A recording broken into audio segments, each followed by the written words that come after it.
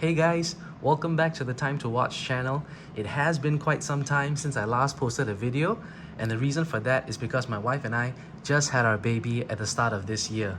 So we've just been crazy busy with taking care of the baby, and naturally with a baby in the house, it is almost impossible to find a suitable and more specifically quiet time to record a video at home.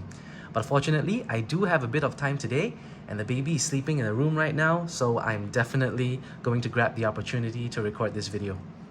So, this watch has been my Grail Rolex for quite some time now.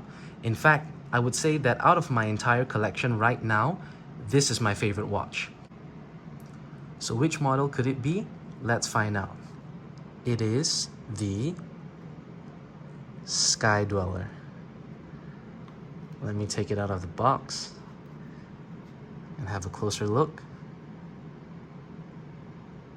It's just simply breathtaking. This is such a gorgeous piece. So the model reference is 326934 with the blue dial and the Jubilee bracelet. Now before we take a closer look at the watch, let's check out the contents of the box. I'll just remove it from the cushion here first and put it to the side. Okay, so below the cushion, we have the spare links. I removed 2 links for my 6 3/4 inch wrist. And at the top, as usual, we have the guarantee card. As I mentioned, model reference 326934, and the warranty date is 20th of April 2023.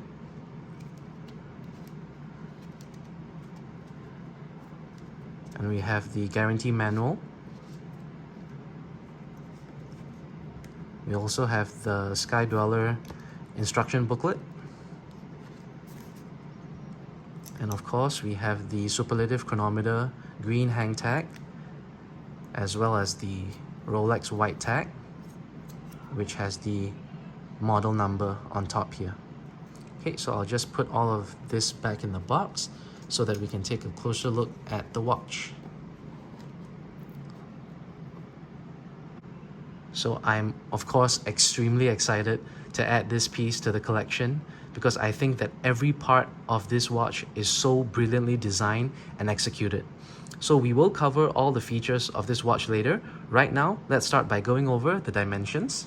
So the case diameter is 42 millimeters. It has a thickness of 13.9 millimeters. The lug-to-lug distance is 50.4 millimeters. And if you measure the end link to end link distance, that would be 52.3 millimeters. And it has a lug width of 22 millimeters. And the bracelet tapers down to about 17 millimeters where it meets the clasp. And the clasp has a width of 19 millimeters.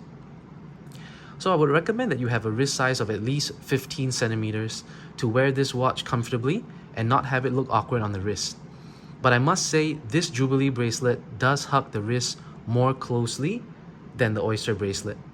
And the clasp, as we can see here, is brushed at the sides and polished at the center, which follows the same style of finishing as the bracelet. So the clasp features the 5mm Easy Link extension. So you can just pull on the bracelet here and you will get an extra 5 millimeters. So if your wrist swells up in the heat, not to worry, you can very easily extend the bracelet and the watch will still fit very comfortably.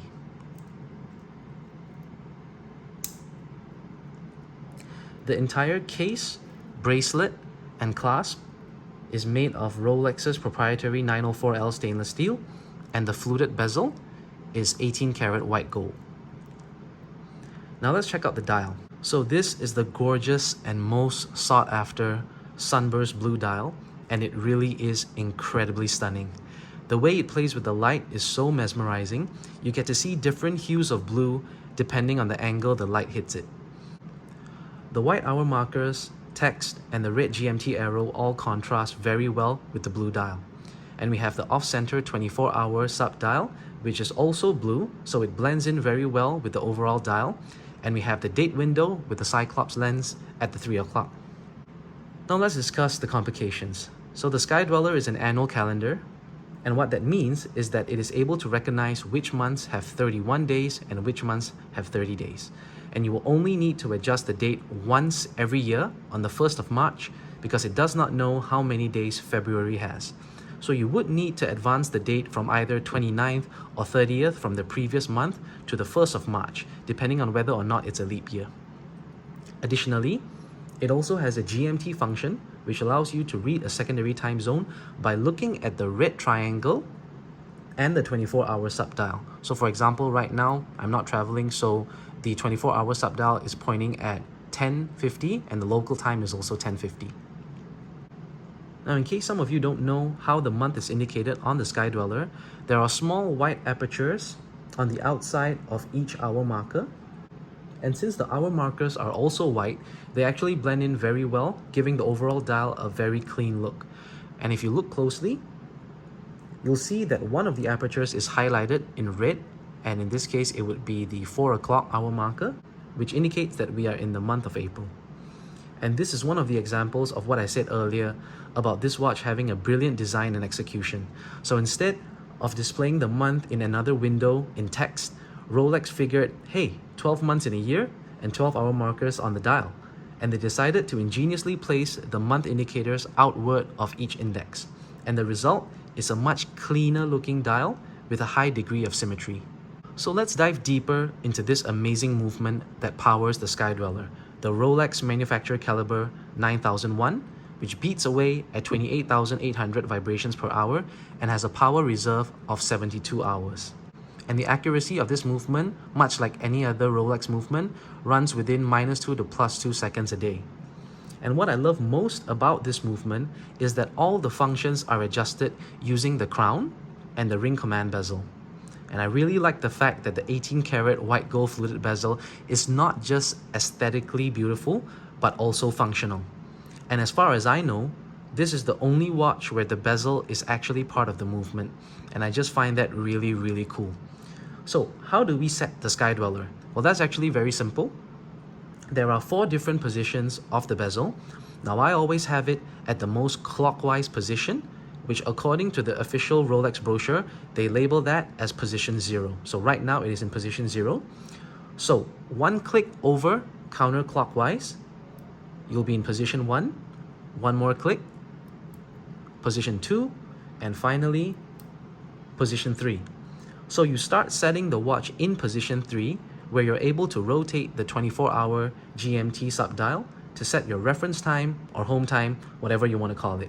And you'll notice that the seconds hand hacks when the bezel is in this position and you pull out the crown. So you can see the seconds hand is moving right now, but when I pull it out, the seconds hand hacks. So this is how you can accurately set your watch to a reference time. So in this position, you're able to set everything in sync. So you're setting the local time and you're setting the GMT subdial as well.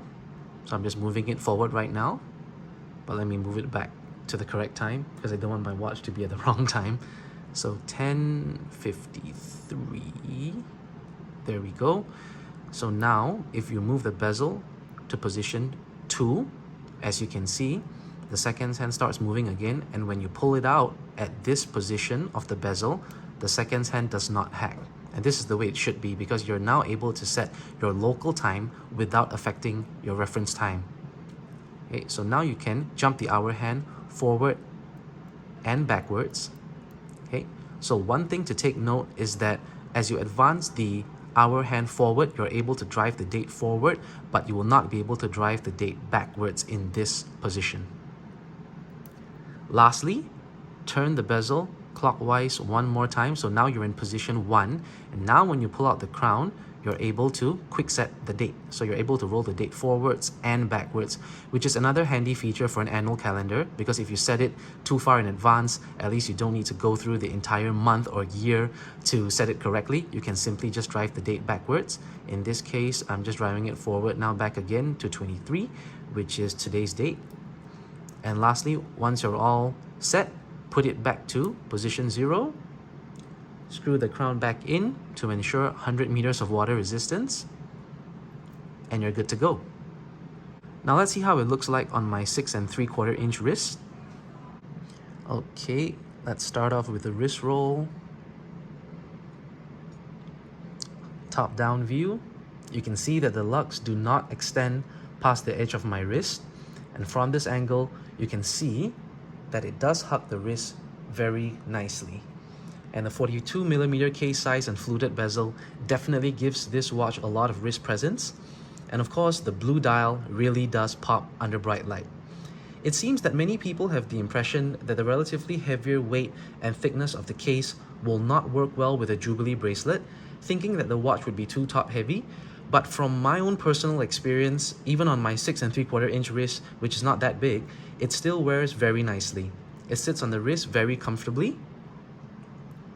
And even when I move my wrist around like this, I do not feel that it's top heavy at all.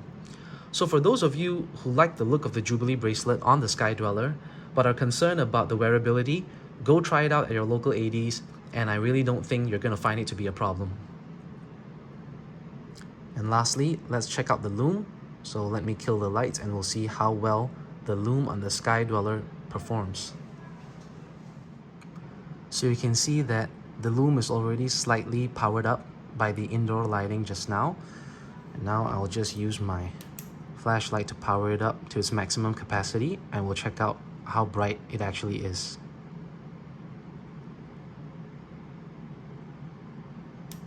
And there we go.